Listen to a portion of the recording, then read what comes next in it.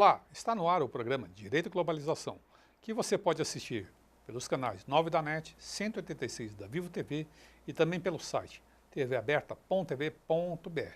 Se você tiver dúvidas, sugestões, envie um e-mail para direitoglobalização@tvaberta.tv.br. Vou repetir, direitoglobalização@tvaberta.tv.br. No programa de hoje vamos conversar com o professor e jurista Luiz Flávio Gomes. Nós vamos falar sobre as manifestações ocorridas no último domingo no Brasil e as suas consequências. Lembrando a você de casa que estamos ao vivo e faça sua pergunta pelo telefone 38770078 ou pelo site tvaberta.tv.br. Boa noite, professor. Mais uma vez, uma alegria imensa tê-lo aqui. E vamos discutir um tema interessante, o tema do momento, as manifestações. Ok, boa noite, prazer enorme de estar aqui com você, Sampaio, nossos telespectadores. Manifestações, tema quente, tema do momento. Primeira pergunta, uma pergunta que está no jornal, está correndo na internet. Houveram as manifestações em 15 de março, com um público na Avenida Paulista estimado de mais de 1 milhão de pessoas. Certamente tinha, apesar do furo do Datafolha, certamente tinha mais de 1 milhão de pessoas. Essa manifestação foi o menor, não só em São Paulo, mas como no resto do país. Como o senhor enxerga esse fenômeno? A quantidade de gente nas ruas é guiada por um termômetro chamado indignação. Quanto mais indignação, mais as pessoas vão para a rua. E se agora foram menos pessoas para a rua, é porque a indignação dessa classe que foi para a rua, que não é uma classe subalterna, muito menos uma classe oprimida. A que foi para a rua, de um modo geral, é classe intermediária. Quase 82% tinha curso superior, segundo o Datafolha. Classe média. Classe média, intermediária forte. Então, essa classe baixou a indignação. E naquele dia, 15 de março, nós não podemos deixar de considerar que a presidenta Dilma fez um discurso no domingo anterior, e esse discurso dela foi decisivo para muita gente ir para a rua, porque gerou um certo ódio, uma resignação imensa em grande parcela da população, aquele discurso da presidenta. Então, desta vez, não houve esse discurso e depois, de outro lado, temos que considerar a tradição do povo brasileiro. O povo brasileiro não é um povo de fazer reivindicações, particularmente esta classe média. Eles não são de ir para a rua. Quem vai para a rua geralmente são as classes subalternas, funcionários em geral e as classes oprimidas. Não a classe média. Eles não vão para as ruas. Foram naquele dia porque também tinham o escopo de derrubar a Dilma. Esse escopo de derrubar a Dilma continua. Mas o que é bastante positivo, seja em 15 de março, seja em 12 de abril, que eu vejo, é o fato de a maioria estar ali contra a corrupção. Aí eu acho um ponto positivo. E agora, não interessa se quem foi para a rua é classe média ou fosse classe oprimida, você falar no Brasil contra a corrupção me parece uma pauta muito digna de ser defendida, tanto quanto defender a injustiça do país, as desigualdades bárbaras que nós vivemos, também são pautas dignas, mas lutar contra a corrupção me parece muito interessante. O que significa legitimar a justiça que está funcionando. Então não funciona lá grande coisa, não. A gente também não é que a justiça brasileira era muito ruim, de repente virou uma justiça sueca, não é isso.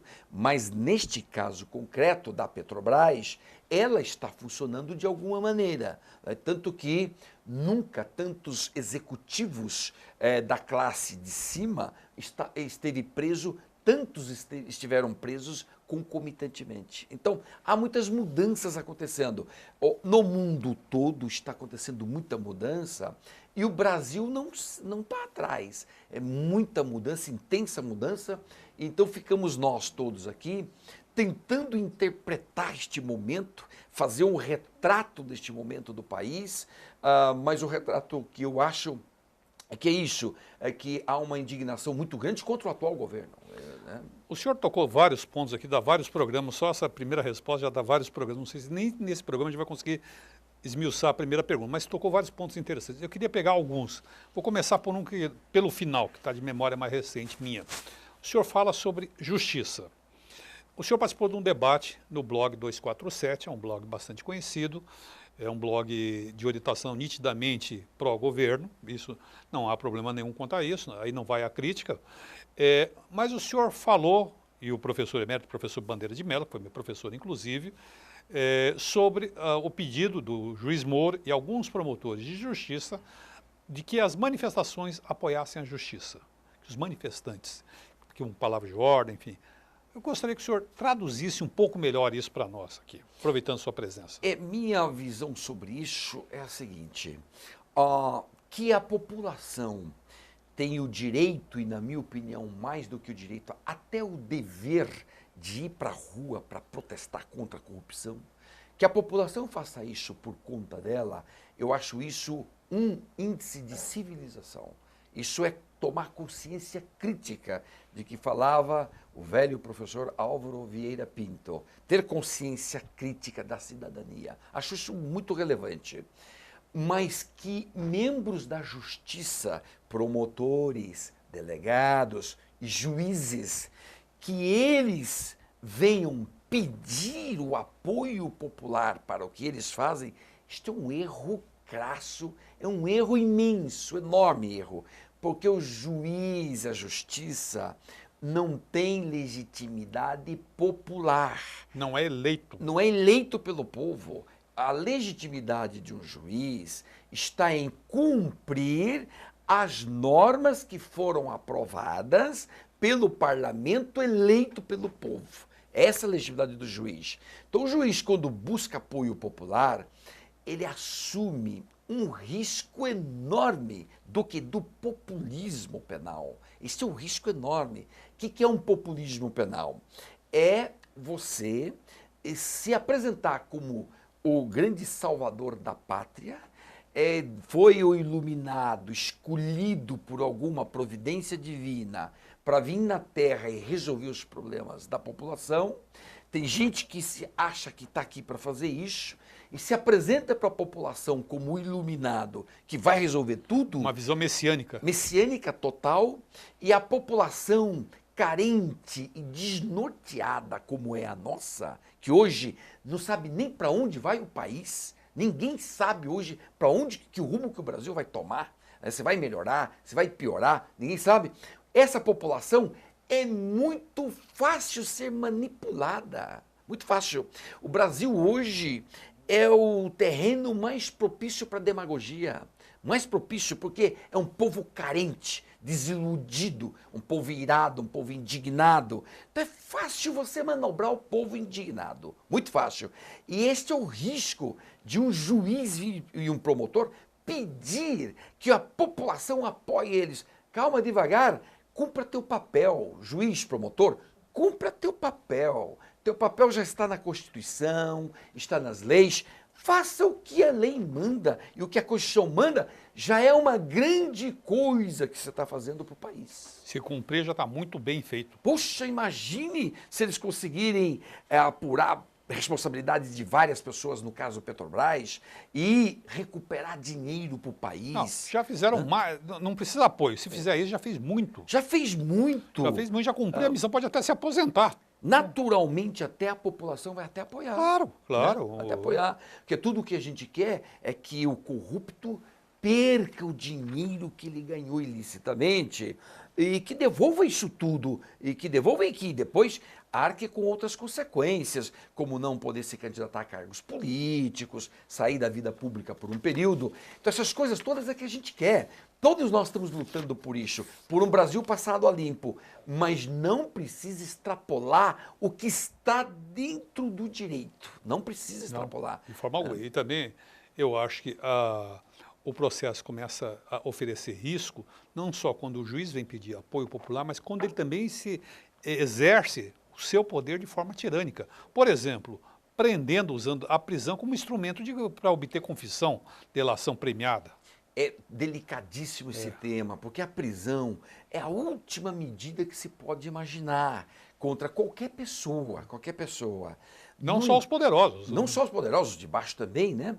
Mas agora a prisão no Brasil, ela vem sendo utilizada de uma maneira muito abusiva, porque 41% dos presos hoje no Brasil, de 700 mil no total, 41% não tem sentença definitiva.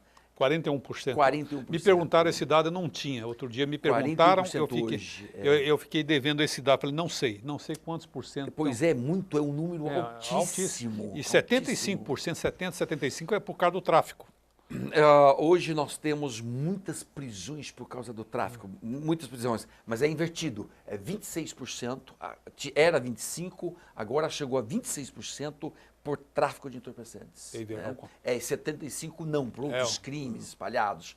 Mas, de qualquer maneira, o certo é que a prisão no Brasil está havendo um abuso sobre a prisão.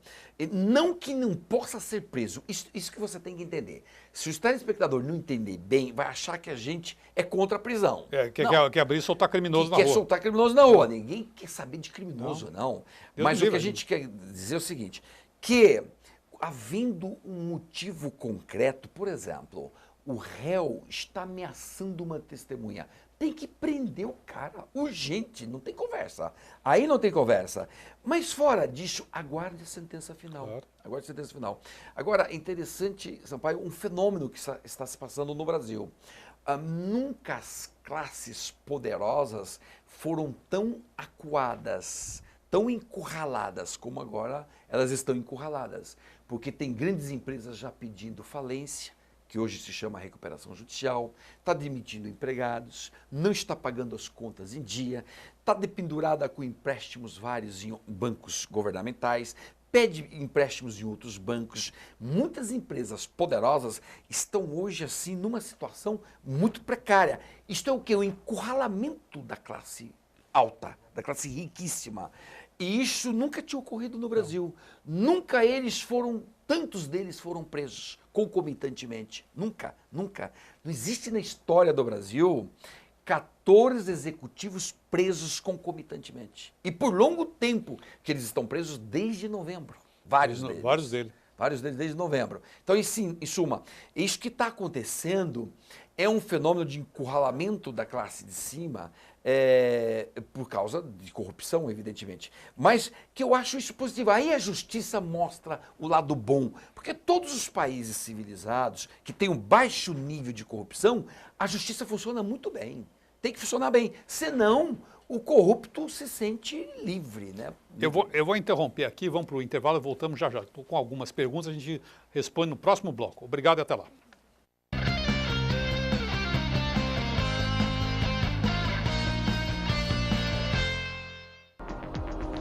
Você pode assistir a TV aberta pelos canais 9 da NET e 186 da Vivo TV. Saiba mais em www.tvaberta.tv.br. TV Aberta São Paulo, a emissora comunitária da maior cidade do Brasil. Este programa tem o apoio cultural da Editora Saraiva e com o apoio científico do Instituto Brasileiro de Ciências Criminais. O programa Direito e Globalização é uma iniciativa da Comissão de Direitos Humanos da Ordem dos Advogados de São Paulo. Venha fazer parte da família TV Aberta. Entre em contato conosco pelo telefone 3868-2802 e saiba como trazer o seu programa para ser exibido aqui na nossa programação através de uma associação sem fins lucrativos. Não perca essa oportunidade de estar com mais de 3 milhões de telespectadores. TV Aberta São Paulo, a emissora comunitária da maior cidade do Brasil. Acesse o site da TV Aberta São Paulo, www.tvaberta.tv.br. Vídeos. Olá, a partir de... Notícias. Promoções. Assista a nossa programação em tempo real e faça sua pergunta para os programas ao vivo. Participe da emissora comunitária da maior cidade do Brasil. Acompanhe os programas ao vivo da TV Aberta São Paulo. Toda terça-feira às 19 horas, Direito e Globalização. Quarta-feira às 19 horas, Câmara Aberta Sindical. E quinta-feira ao meio-dia, o Em Cartaz. Faça perguntas ou comentários pelo site durante o programa ao vivo. Participe! Vou falar para vocês de casa, nós estamos ao vivo e faço pelo telefone. TV Aberta São Paulo, a emissora comunitária da maior cidade do Brasil.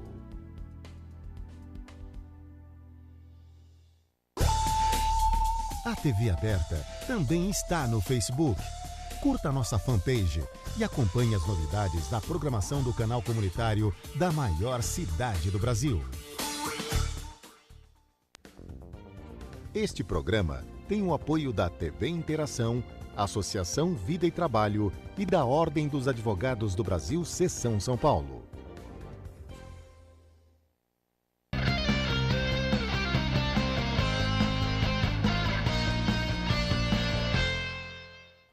Estamos de volta no programa Direito e Globalização. Lembrando a você de casa que estamos ao vivo, faça sua pergunta pelo telefone 38770078 ou pelo site tvaberta.tv.br. No intervalo nós recebemos algumas perguntas aqui, vamos fazer essas perguntas. Quem está aqui conosco hoje é o Dr. Luiz Flávio Gomes, que é professor, jurista. E vou começar com... Tem uma pergunta bastante interessante aqui, que é da Helena. A Helena é do Centro. Bem-vinda, Helena. E a Helena nos pergunta ao senhor, né? Na quinta-feira irá depor na CPI, que investiga aquelas contas de brasileiros no HSBC, da Suíça, um ex-presidente do metrô de São Paulo. Em sua opinião, o que poderá sair desse depoimento? Ele poderá também solicitar a delação premiada? Vamos lá. Quando eu dizia há pouco que a classe de cima, poderosos de dinheiro, estava sendo acuada, encurralada, nós podemos dar vários sinais disso. Um dos sinais é o caso Petrobras, que está sendo investigado com bastante detalhes, portanto, bastante eficiência. O outro sinal inequívoco é o CARF, o rombo do CARF, em que grandes empresas compravam os juízes, pagavam milhões para sonegar bilhões de impostos. Isso também está pegando só gente de cima, do andar de cima. 19 bilhões, não foi isso? 19 bilhões. Eles pagavam milhões para os juízes lá. Não é bem um juiz, era gente ali designada para decidir sobre sonegação fiscal. Se pagava ou não pagava sonegação. Então eles davam conselheiro, milhões, eu acho que é o nome, né? Conselheiro do CARF. É conselheiro do CARF, isso. Então este é um escândalo que hoje está aí pegando os de cima. E a CPI do HSBC, que está pegando quem tinha dinheiro em 2006 e 2007 no HSBC, na Suíça, e muito provavelmente sem comunicar ao governo brasileiro. Porque você pode ter uma conta no exterior, comunica o fisco e pronto, não há nenhum problema. Não, isso não há problema. A questão é quando você manda dinheiro sem ter comunicado, que aí você comete lavagem de dinheiro, evasão de divisas e sonegação fiscal. 3 crimes de cara. E é isso que a CPI está investigando. E este presidente do metrô, como também o ex-presidente do HSBC, irão depor nessa semana. São pessoas que estão com o dinheiro lá e que tem que se explicar. É só explicação. Se explicou, apresentou documentos, está regularizado? Está regularizado. Não está regularizado? 3 crimes de imediato. E é possível, então, sim, a Helena pergunta, se pode haver delação premiada. É possível que, neste caso, uma vez incriminadas algumas pessoas, que elas possam optar pela delação premiada. Juridicamente, a delação premiada está na lei, É possível, teoricamente, é perfeitamente possível. Bom, vamos para outra pergunta. Vamos continuar, depois tem uma pergunta aqui para mim, do Kleber, mas primeiro vamos. É o Jaime Jardim Bonfilho, fala uma pergunta para o senhor. Diz, por que as manifestações estão tão refratárias à presença de políticos? Isso, vamos lá. Isso é uma boa pergunta. Boa pergunta, porque a população não acredita mais na classe política. Uma pesquisa do Ibope deu conta de que 81% da população acha que os partidos políticos são corruptos ou muito corruptos. Com tantos escândalos saindo todo momento, o que acontece? A credibilidade do político se afundou. Nós não estamos mais acreditando no político. E essa é a razão pela qual, nas manifestações, os políticos estão sendo hostilizados. Não se aceita político. E eu acho isso muito positivo, porque a manifestação tem que ser do povo, suprapartidária. O que nós lamentamos, e sobre isso tem um livro fantástico lançado no México há pouco tempo, é que essas manifestações que estamos fazendo no Brasil não têm lideranças concretas. Para quê? Para poder catalisar todas as reivindicações e ir discutir com o poder que está aí. É com ele que nós temos que arrancar dele montar os processos. Montar uma agenda para iniciar uma discussão. Agenda e lideranças que possam falar em nome do grupo. E é isso que nós não estamos fazendo. É diferente, por exemplo, da Espanha, que também fez movimentação, foi para a rua, são os indignados, foram todos para a rua. Porém, dessa manifestação surgiram 2 partidos políticos, o Podemos e o outro partido político, Somos, ou Confirmamos, qualquer coisa assim. E esses 2 partidos políticos, sobretudo o Podemos, ele está agora nas pesquisas para as eleições de outubro, ele está já batendo em primeiro lugar. Então, virou um partido político com reivindicações de luta e tudo, quer fazer isso, e vai já disputar as eleições com chance de ganhar as eleições em outubro próximo. Tem uma pergunta do Kleber da Lapa, pergunta para mim, né? Foi uma afirmação que eu fiz aqui, pergunta. A troco do que a Folha, está escrito na Folha de São Paulo, iria publicar que na manifestação do dia 15 tinha 215 mil na Paulista, e não mais de 1 milhão, como anunciou a PM. A propósito, na sua avaliação, na manifestação do domingo tinha só 110 mil na Paulista, como informou o mesmo jornal? Olha, eu não sei, a troco de que eu não sei afirmar realmente, não sei. Eu acho que essa pergunta deveria ser dirigida à Folha, não a mim, porque eu não tenho a menor condição de fazer afirmação. Eu acho que a Polícia Militar tem um instrumento e tradição de medir manifestações muito mais apurados e melhor do que a Folha de São Paulo. Eu acho que não é um terreno que a Folha de São Paulo se movimentou muito bem. Eu diria que foi, até quero crer, na minha modesta opinião, que foi um erro técnico. Se meteu a fazer o que não sabe, só foi isso. Isso. A explicação da Folha foi que é questão de métodos distintos. Ela usa um método e a PM usa outro método. Mas a disparidade é muito grande. E convenhamos, naquele dia 15 de março que eu fui lá ver, fiquei lá um pouco para olhar aquilo ali. Tinha um mar de gente. Lotadíssimo de Tinha um mar de gente. gente. Não podia ser só 210 mil de jeito nenhum. Olha, eu tive no comício do Anhangabaú, das diretas, que estimou-se 400 mil pessoas. E tinha muito menos gente do que ali. Era quase nada. Talvez muitos que estejam nos escutando nem sabem que foi o comício da direta, já faz algum tempo. Mas eram 400 mil pessoas. Foi o maior comício que teve no Brasil naquela época. Pois é. E não, ali com certeza absoluta tinha mais de 1 milhão de pessoas. Tinha. A PM tem muito defeito. Eu sou um crítico assim bastante veemente. Mas quando eles acertam, a gente tem que concordar. Não, claro. Agora precisa... Não, ficou oposicionismo, né? Sampaio, precisa dar um rumo para essas manifestações. Precisa, isso está me preocupando bastante. Eu vejo que falta organicidade, ou seja,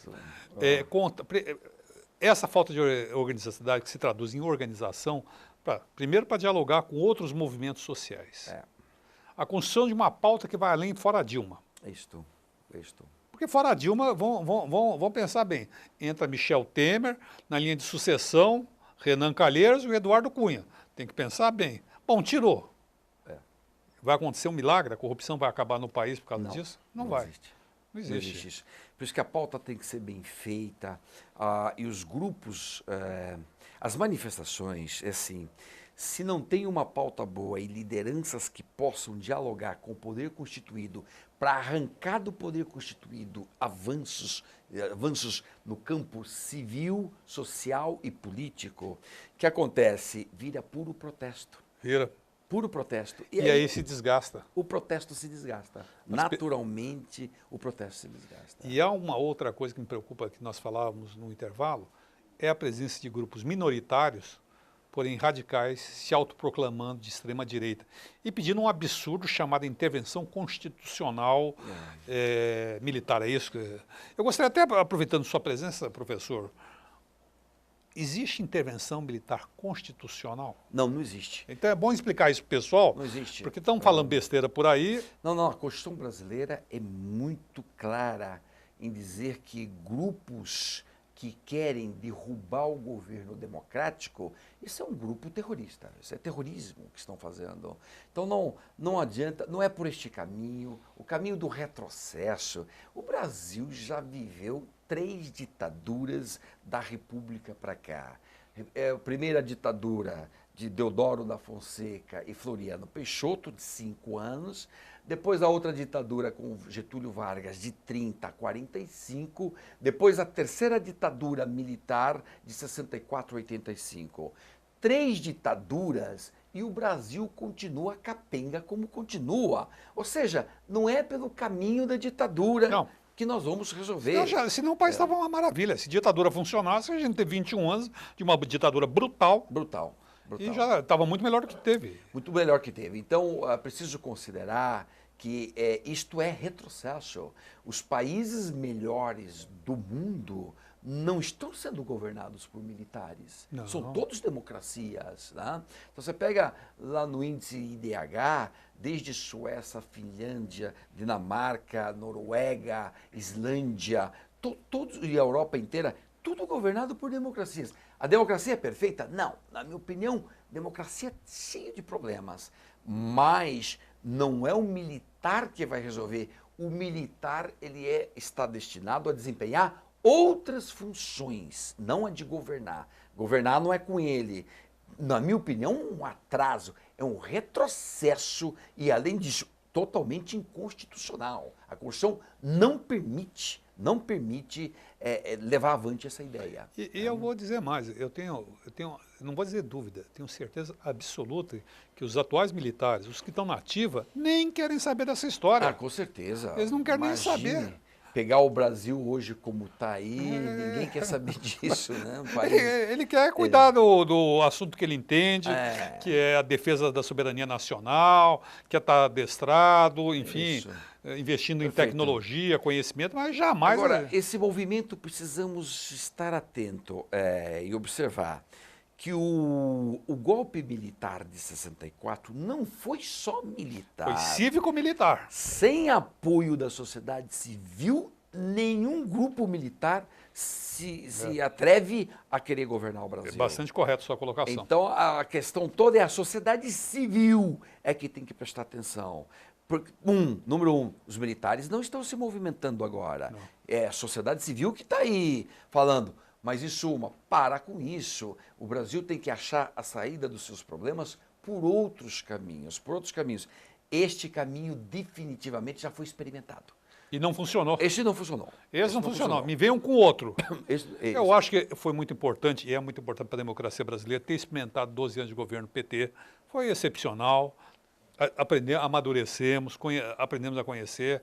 Não é isso que nós queremos. Não é isso que a sociedade está sinalizando. Não é. Mas o que nós estamos sinalizando, o que a sociedade sinaliza, é que é alternância no poder. Isso. Ponto. Isso, alternância no poder e que alguém assuma com compromisso efetivo de cuidar da nação e não do teu bolso. Há muita preocupação dos políticos e dos partidos de cuidar deles próprios e do próprio poder. Querem manutenção do poder. Enquanto essa visão não sair de todas as elites que assumem o poder, nós estamos perdidos, porque eles vão, entre eles, vão buscando só os interesses deles e tudo. Então, tem que corrigir os graves problemas. Por exemplo, hoje, quem que não reconhece que é um grave problema o financiamento de campanhas políticas por empresas? Hoje é praticamente unânime. Todo mundo é contra esse negócio. Ora, por que mantém isso? Aprova logo uma lei e acaba com esse negócio. Eu vou interromper mais uma vez por aqui, vamos para o intervalo rapidinho, voltamos já já. Lembrando a você de casa que estamos ao vivo, faça sua pergunta pelo telefone 38770078 ou pelo site tvaberto.tv.br. Obrigado e até o próximo bloco.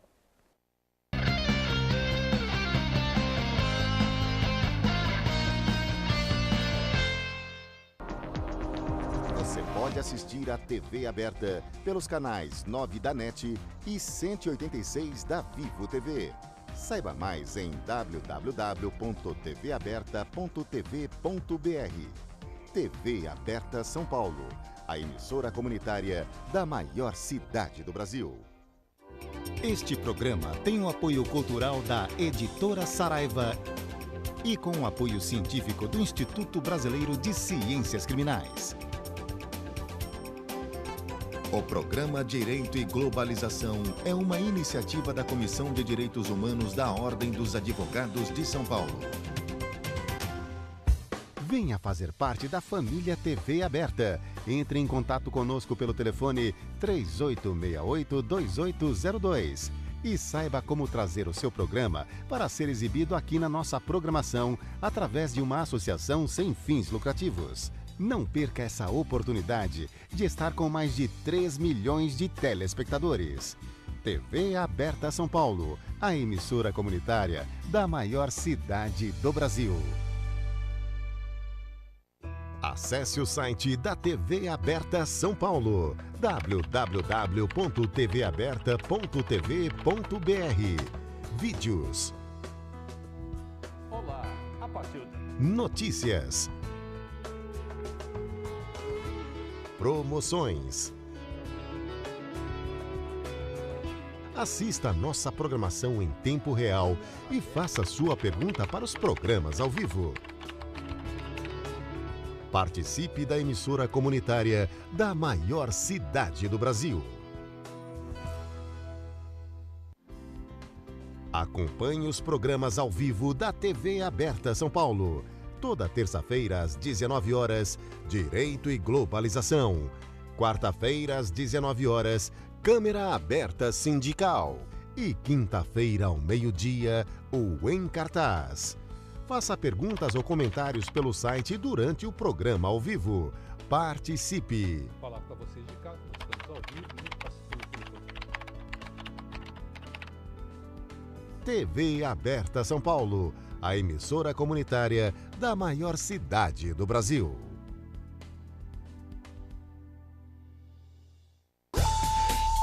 A TV Aberta também está no Facebook. Curta nossa fanpage e acompanhe as novidades da programação do canal comunitário da maior cidade do Brasil. Este programa tem o apoio da TV Interação, Associação Vida e Trabalho e da Ordem dos Advogados do Brasil, Seção São Paulo.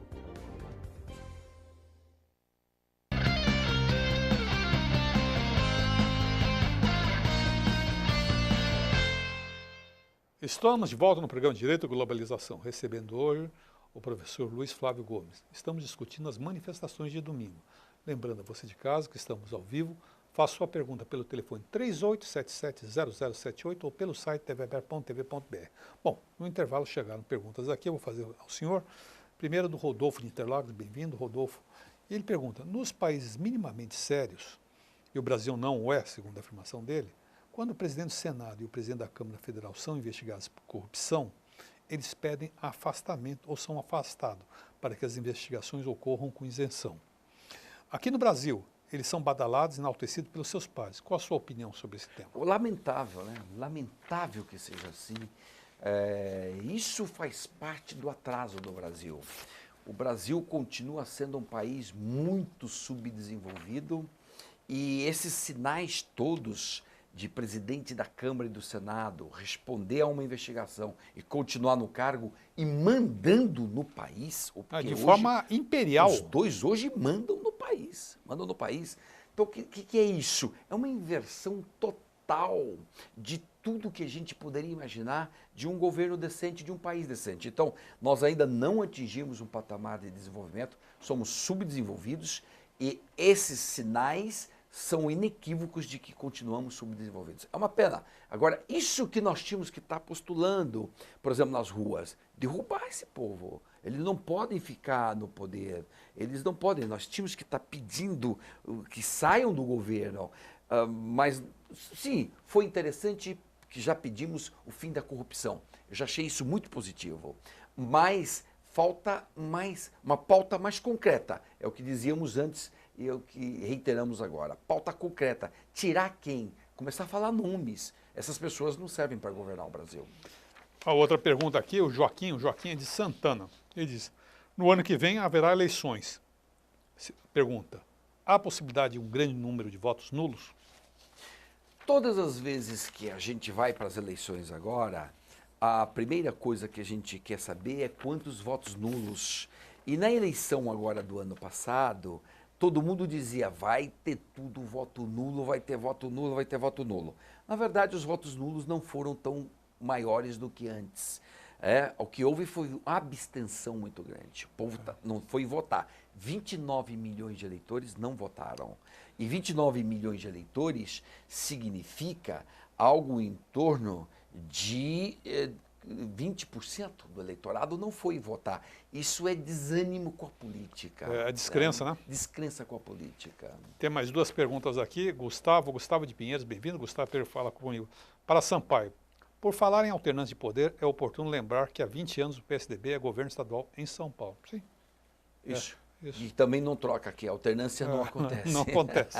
Está na hora de acontecer. Está na hora de acontecer alternância em São Paulo. Mas realmente que os candidatos que se apresentam à oposição do PSDB aqui não conseguem emplacar. É interessante, mas aí tem um fenômeno, Sampaio, que é o seguinte, a mesma deficiência da oposição petista ao governo de São Paulo é a mesma deficiência que nós vemos do PSDB frente ao governo federal. Porque vai ser oposição fraca lá não sei aonde. Impressionante que eles não têm poder de catalisar a população, não sabem o discurso de oposição. Então foi preciso Renan Calheiros e Eduardo Cunha assumir o poder, e assumiram, eles estão fazendo oposição a Dilma, mas não o PSDB. O PSDB está sumido em plano nacional. Está sumido. Não tem discurso. Hoje tem uma manchete no jornal. A CGU, Controladoria Geral da União, segurou, durante toda a campanha da Dilma, não divulgou que uma empresa holandesa comprou todo mundo lá na Petrobras. Eles seguraram. Você acha que uma oposição mais combativa teria deixado segurar? Eu faço a seguinte pergunta. Quando o PT era oposição ao governo federal, ao Fernando Henrique, por exemplo, ao presidente Fernando Henrique, eles deixariam um negócio desse? Não deixariam. Não, eles faziam oposição com competência. Eles são, para oposição, eles são muito competentes. Não, dão um show. Muito competentes. Agora, o PSDB, para oposição, é uma lástima. É uma nulidade. Uma nulidade. Agora, aqui em São Paulo, francamente, falando assim, cá entre nós eu e a população de São Paulo, os candidatos que arrumam por aí para competir, para disputar o governo de São Paulo, também são fraquinhos. Fraquíssimos. Por isso que o PSDB, o Alckmin está navegando. Navegando, faz anos que está aí, infelizmente. Mas eu estou de acordo, tem que haver alternância mesmo. Alternância em todos os poderes. E a Estrela de Santo Amaro pergunta ao senhor, eu ouço o seu otimismo. Ela afirma, o senhor acredita que aquele ex-presidente do metrô, que irá depor na CPI na próxima quinta-feira, será blindado pelo PSDB e demais partidos afins? CPI para o PSDB só é bom quando investiga os outros.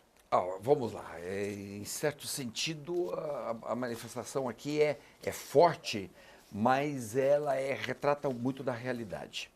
Na própria CPI da Petrobras, a primeira decisão que foi tomada entre todos os partidos não quebrar o sigilo bancário das empreiteiras.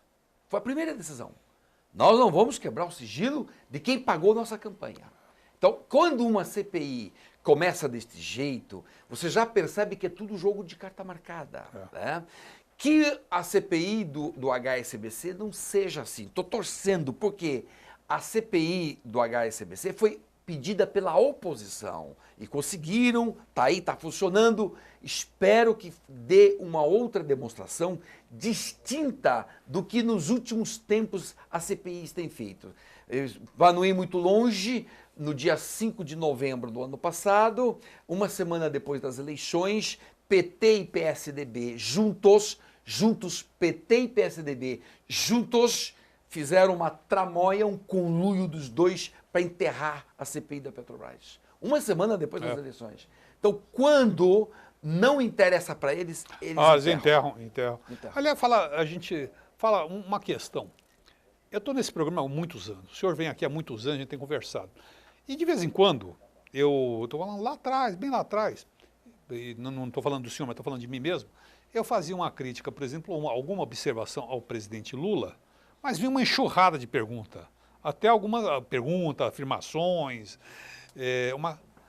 Eu nunca vi, nos dias de hoje, uma tamanha falta de respeito com o ex-presidente como está se tendo. As coisas que estão se postando sobre ele, se falando sobre ele, como o senhor enxerga essa transição? O senhor, primeiro, se o senhor enxerga da mesma forma como eu, há uma variação nessa tônica, e se há essa variação, não é impressão minha, se for um fato mesmo, devido a quê?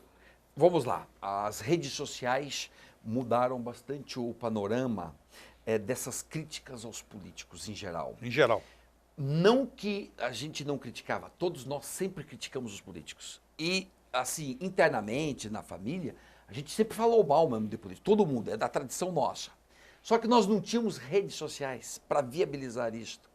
Então, não é que a rede social fez com que o brasileiro começasse a criticar todo mundo, e criticar é até muito delicado falar criticar, porque o que estão fazendo ultimamente, manifestação de ódio, é uma manifestação de, inclusive chamando para guerra, para violência, para o ódio, ofendendo família, familiares. Impressionante o nível como foi, mas esse nível não é criação da internet, já existia, é que nós não tínhamos chance de exteriorizar e também não tínhamos o anonimato.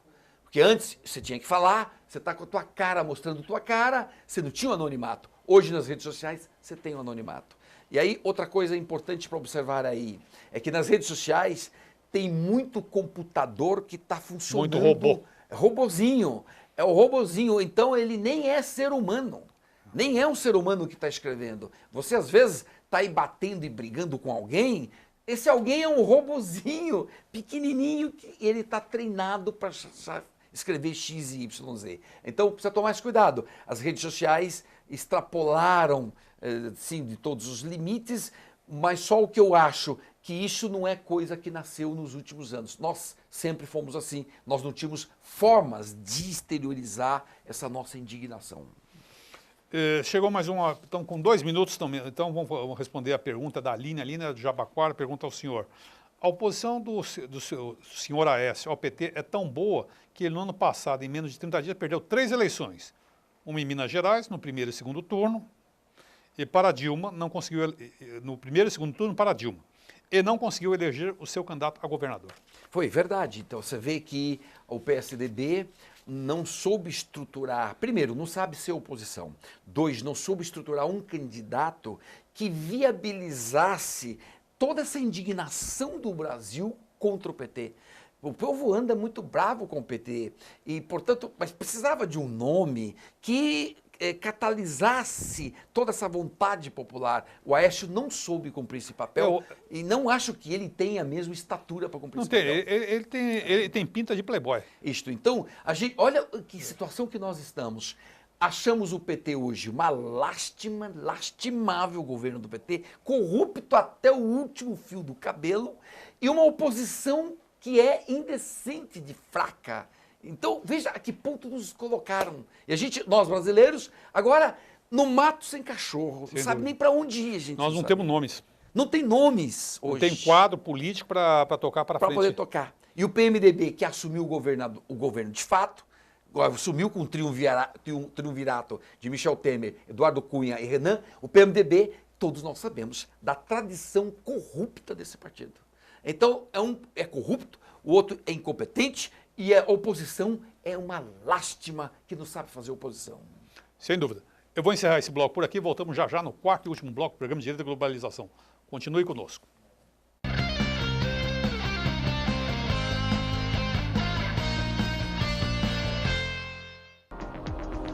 Você pode assistir a TV aberta pelos canais 9 da NET e 186 da Vivo TV.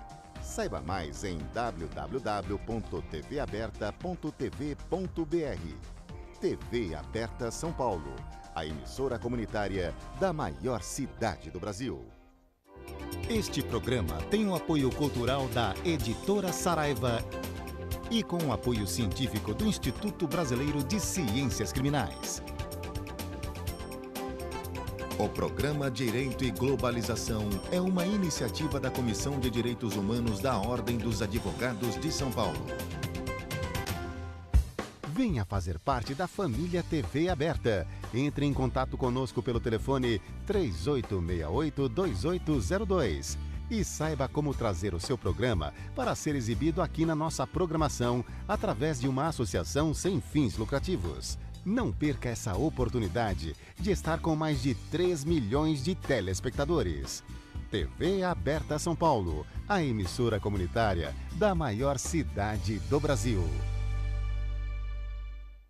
Acesse o site da TV Aberta São Paulo, www.tvaberta.tv.br. Vídeos.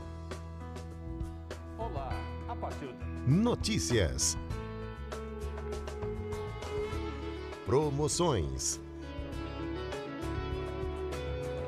Assista a nossa programação em tempo real e faça sua pergunta para os programas ao vivo. Participe da emissora comunitária da maior cidade do Brasil. Acompanhe os programas ao vivo da TV Aberta São Paulo. Toda terça-feira às 19 horas, Direito e Globalização. Quarta-feira às 19 horas, Câmara Aberta Sindical. E quinta-feira ao meio-dia, o Em Cartaz. Faça perguntas ou comentários pelo site durante o programa ao vivo. Participe! Vou falar para vocês de casa, nós estamos ao vivo e participando pelo telefone. TV Aberta São Paulo, a emissora comunitária da maior cidade do Brasil.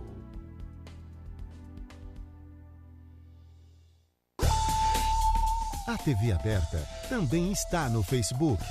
Curta nossa fanpage e acompanhe as novidades da programação do canal comunitário da maior cidade do Brasil.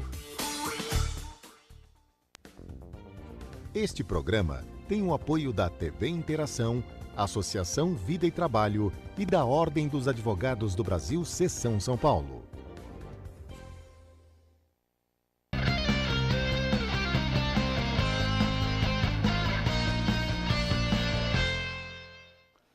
Estamos de volta no programa Direito e Globalização. Estamos ao vivo. Aproveite e faça sua pergunta pelo telefone 38770078 ou pelo site tvaberta.tv.br.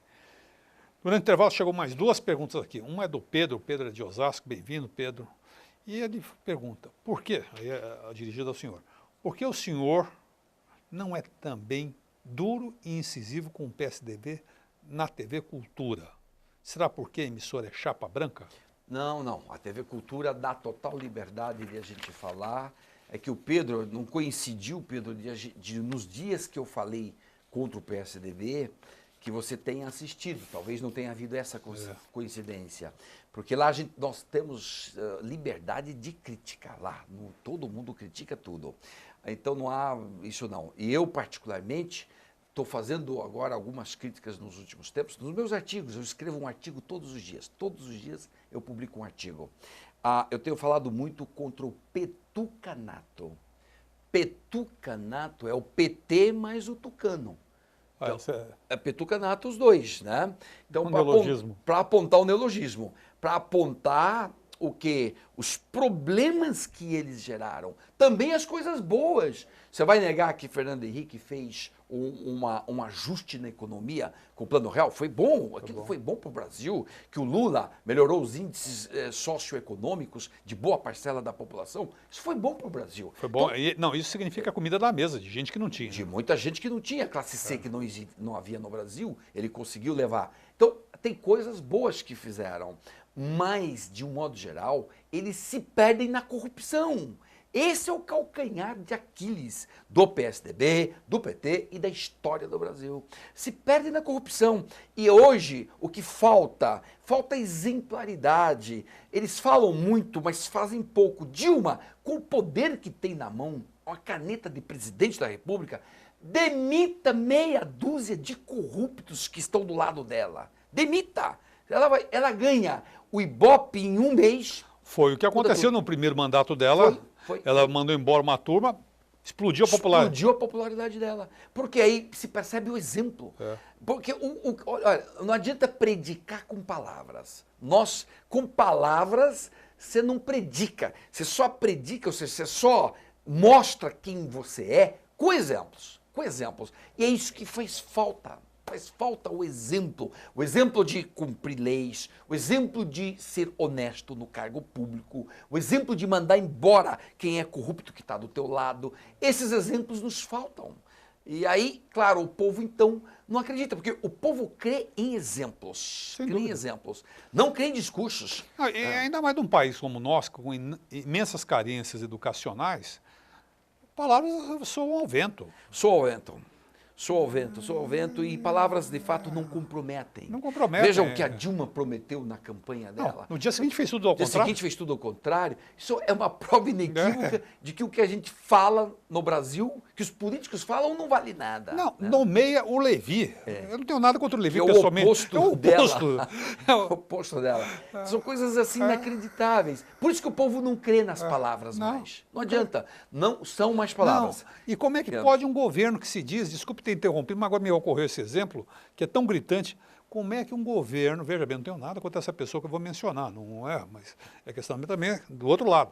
Como o governo pode nomear, que é apoiado pelo Movimento Sem Terra, MST, pode nomear a Cátia de Abreu para ministra da Agricultura? É bem incompatível, totalmente incompatível, não é por aí.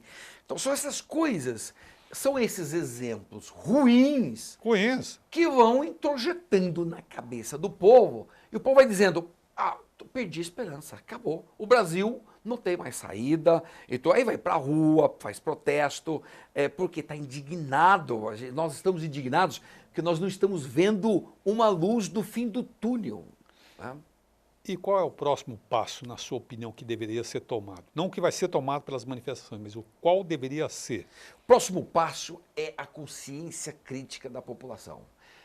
Não espere isso dos de baixo, porque eles não foram para a escola. Não adianta. Eles não foram para a escola e eles lutam pelo prato de comida do dia. Não adianta. Então, não é aí. Os que foram para a escola, essa parte, 50 milhões de brasileiros, os outros 150 são analfabetos funcionais.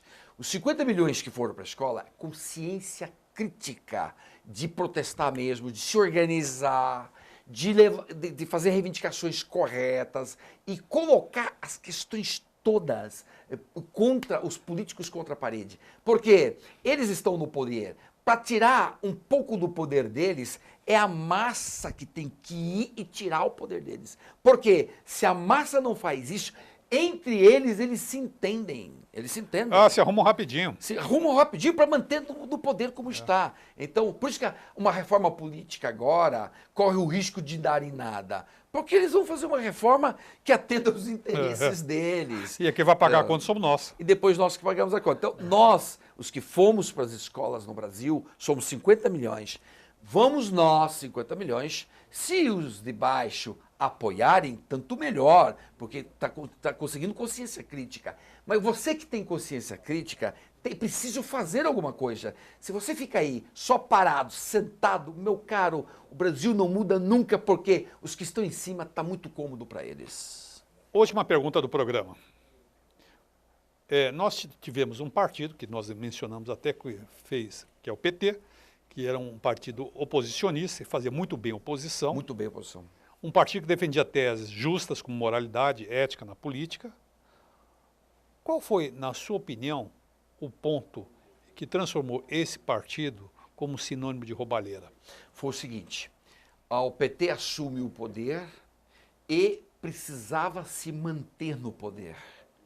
E o custo hoje de uma eleição é um absurdo. E o PT nunca teve acesso ao povo de dinheiro, nunca teve acesso. Ele entrou lá com raça, foi o povo de baixo que botou ele lá. Como não tem dinheiro dos de cima, ele então precisou roubar muito para se manter no poder. Custa muito caro você se manter no poder. Uma eleição custa um absurdo, um absurdo. Só para a presidência da República, o gasto foi de 5 bilhões, os gastos declarados. Porque por fora, muitos mais bilhões rolam. E precisa de dinheiro para isso tudo. E o PT começou a roubar dinheiro público para mantê-lo no poder. Isso que as empreiteiras fizeram. Superfaturamento da Petrobras, pegava o dinheiro superfaturado e depositava uma declaração na Justiça Eleitoral de doação ao PT. Mas agora a pergunta, só ao PT? Você acha que esse dinheiro sujo do PT foi sujo? Você acha que o dinheiro que todas as empreiteiras deram para os outros partidos foi um dinheiro limpinho? Não. Eu acho que veio tudo da corrupção da Petrobras. Eu acho que veio tudo da corrupção. O que torna gritante, nesse caso, para o PT, é o fato que ele se afirmou como um partido político de ética e diferente de tudo que está aí. Negou tudo. Negou tudo aí. E a tentação, e a grande tentação, que eles começaram a ver tanto dinheiro passar, que pegaram um pouquinho e botaram no bolso. Isto. Ficaram, não, tá ali, ó, fulano. Aí montam uma empresa para fulano, não, fulano é Ronaldinho dos negócios, onde já se viu. É impressionante. Impressionante, um cinismo desse. É impressionante. Como governam mal. Governaram mal, os fundos de pensão ainda não estourou essa bomba, ainda não está no público. O público não está sabendo, os fundos de pensão todos estão falidos. Não está ainda esse negócio da Copa do Mundo, a FIFA saiu dando risada. Foi. Deram risada da gente, eu nunca vi um negócio desse. Foi, levantaram bilhões daqui, né? E falar, a Copa das Copas, saíram dando risada, o Brasil que fica com as arenas. E o Brasil ficou as arenas aí, não tem nem gente, nem mosca tem para poder funcionar essas arenas. Professor, mais uma vez, infelizmente, o papo está tão gostoso aqui, está acabando o programa. Eu gostaria de ouvir suas considerações finais. Eu, em primeiro lugar, desde logo agradeço estar aqui, mas eu quero cumprimentar todos os nossos telespectadores. Veja que estão todos antenados, isso aqui já é consciência crítica de todo mundo. Informação, o pessoal está informado, e isso é muito legal ver o Brasil que está se informando e está percebendo a roubalheira e a ladruagem de todo mundo. É do PSDB aqui no metrô de São Paulo, no Trem-Salão de São Paulo, é o PT lá no Mensalão, é o PT na Petrobras, é o PT em vários lugares. Em suma, isso é muito legal. Nossa consciência crítica tem que prosseguir, só que sem educar todo mundo, enfiar todo mundo na escola, o Brasil nunca deixará de ser um país subdesenvolvido. Educação de qualidade. Bota todo mundo lá dentro, período integral das 8 às 18 e vamos pagar juntos todos nós essa conta. E vamos construir menos cadeia. Menos cadeia e mais escola. Mais escola. Isso aí. Professor, mais uma vez, muito obrigado pela sua presença aqui, foi enriquecedor. Gosto sempre de tê-lo aqui. Vamos fazer mais outros tantos programas aqui esse ano e nos próximos anos aí falando sobre esse tema. E nos próximos programas nós estaremos mais animados porque teremos progressos e avanços na luta política. Eu vou me despedindo por aqui e aguardo vocês nesse mesmo canal, na próxima semana, no mesmo horário. Obrigado, até lá.